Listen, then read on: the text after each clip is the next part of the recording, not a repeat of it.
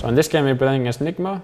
I have this Earth Spirit mid, and they countered the Earth Spirit mid with the Husker pick. So obviously this lane is not good for the Earth Spirit. So basically what I want to do in this lane is get my levels, start roaming, or ask for my support to help. This lane ended up being very close, but in the end he came on top. So then it was just about playing from behind. And yeah, here's a good example. I'm trying to go on him. It ends up not working, and now this lane is very miserable. There's no way I can come back into this lane, but I decide to still TP mid. There's probably a mistake, and I end up dying again. Like, this is very horrible for my game. And now you just need to start. I really need to start thinking like, what can I do for my team that will help my team? Because this mid lane is never going to be good for me. All I'm looking to do is get some levels, and then I will start roaming the map and break the lanes. This is basically what you always have to do when you have a bad lane. You just break the lanes. And here I'm going for the late bounty room. They didn't pick it up. And this is when I decide that it's time to leave the lane. I'm level 5 only, 6 minutes in. It's very bad for a mid laner. But the best thing I can do is still start making plays happen. Creating pressure on their safe lane, it's always good. 2 TPs already. We get the kill on the Luna, and we end up getting 2 TPs from them. And it was very good for us. Now it's already, the map is much easier for us to play. Like now this Husker, he can be very vulnerable to ganks, and he's playing super aggressive because he has to. When his other core is dying, he has to be aggressive and probably ready to punish them when they go aggressive on us.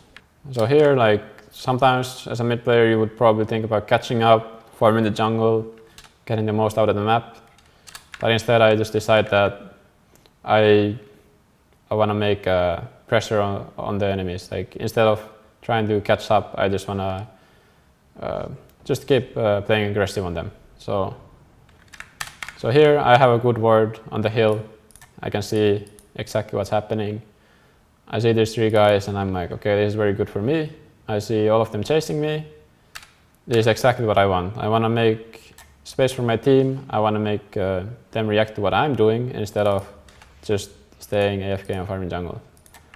And now when I do this, it ends up being really good for us. It makes them overextend, and then we end up getting very crucial kills on them, and this way opening the map more for us. Like now I can go back to mid lane and farm for free. Their heroes are dead, and I can catch up this way instead of going jungle.